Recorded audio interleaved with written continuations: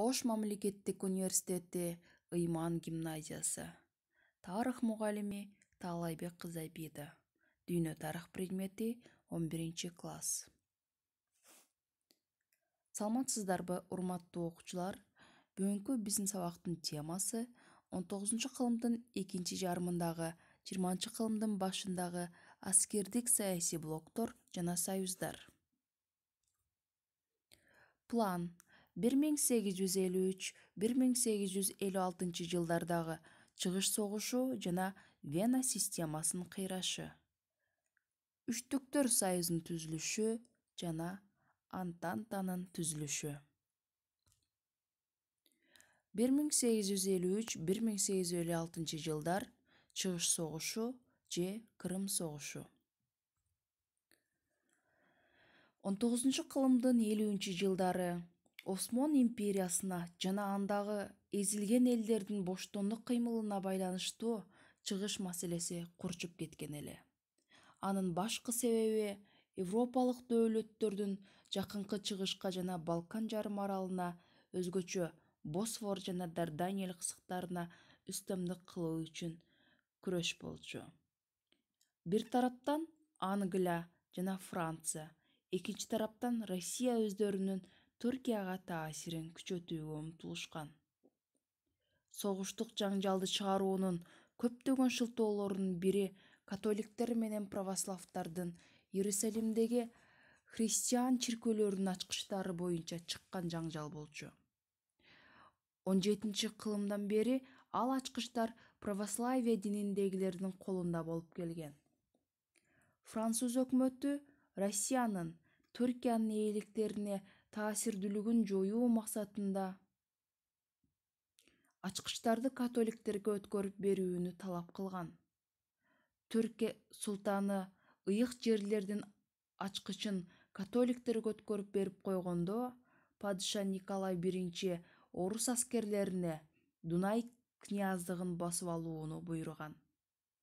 Ага жооп кылып, Түркия 1853 жылы октябрда Россияга согуш ачкан. Бул Кырым согушунда Англия менен Франция, Түркия тарабында Пруссия менен Австрия бейтарап болушкан. Россияны анын жүргүзгөн саясатына каршы болушкан Вена системасындагы өлкөлөрдүн бири дагы колдогон эмес. Ошентип, Кырым согушу Россиянын жеңилиши менен аяктаган. 1856 жылы мартта кол коюлган Париж тынчтык келишими боюнча Россияга Кара деңизде аскер флотун жана чыңдоолорун күтүүгө тыюу салынган. Кырым согушунун жыйынтыгы Англиянын, Россиянын, Австриянын жана Пруссиянын Вена системасы боюнча кызматташтыгынын бүтүшүн жана Россиянын Европалык саясаттан мурдагыдай таасирдүү болбой калышын билдирген. Аскердик саясий союздар. Антанта жана Үчтүктөр союзу. Антантага негизинен Англия, Франция, Россия кирген. Ал эми Үчтүктөр союзуна негизинен Германия, Австро-Венгрия жана Италия өлкөлөрү кирген. Өлкөлөрдүн согушка катышуу себептери. 1870-1871 жылдары Франк-Прус согушунун жыйынтыгында Германия империясы пайда болду. Өнөр жайы күчтүү өнүккөн Германия өзүнүн Европага гегемондук кылуу ниетин дароо эле билдирген. Франциянын Италия көз артып жүргөн Тунисти басып алышы Италияны Германия жана Австро-Венгрия менен жакындашууга түрттү. Натыйжада Италия 1882 жылы Германия жана Австро-Венгрия менен аскердик саясий союз түздү. Ал Үчтүктөр союзу деп аталды. Үчтүктөр союзу Францияга жана Россияга каршы багытталып 1915 жылга чейин өкүм сүргөн.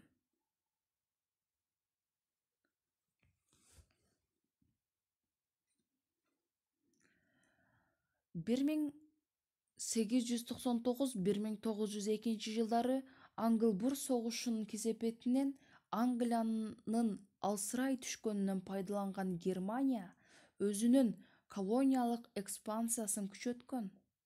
Ал жакынкы чыгышка кириш үчүн Багдад темир жолун курууга Түркияны макулдатат. 1898-жылы Германия аскер-деңиз флотун куруунун чоң программасын кабыл алат. Бул деңиз ээси болуп келген Англияны кооптондурган. Ошентип, эки дөөлөттүн ортосунда деңиздик куралдануу боюнча тынымсыз тирешүү башталган. 1904-жылы Лондондо Англия менен Франция ортосунда Антанта ыктыластуу макулдук деп аталган жашыруун макулдашууга кол коюлган. Россиянын 1904-1905 жылдары Орус-Япон согушунда жеңилип калышы ушуга чейин андан коркунучтуу атаандашты гана көрүп келген Англиянын ага карата мамилесин өзгөрттү. Ошондуктан Англия Германияга каршы туруу үчүн Россия менен да союз түзүүгө умтулду.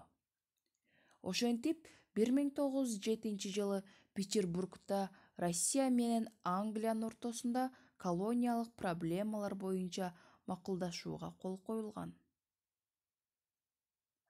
Макулдашуунун шартында Афганистан Англиянын таасир этүү чөйрөсү экендигин таанылган. Ал эми Иран болсо Россия менен Англиянын таасир этүү чөйрөлөрүнө бөлүнгөн. Бул макулдашууну ал экөөнүн Франция менен өз-өзүнчө түзүлгөн келишимдери дагы бир жолу бекемделген. Ошентип, бул үч мамлекеттин ортосунда бирдиктүү бир келишим түзүлбөсө да, Европадагы экинчи аскердик саясий блок Антантанын түзүлүшү аяктаган. Ал эми Франциянын согушка катышуусу. Франциянын согушта жеңилип калышы жана Франкфурт тынчтык келишиминин оор шарттары 5 миллиарддык контрибуция, Эльзас жана Лотарингиядан ажыроо, контрибуцияны төлөп бүткөнгө чейин өлкөнүн оккупацияланышы аны согуштук реваншка карай умтултту.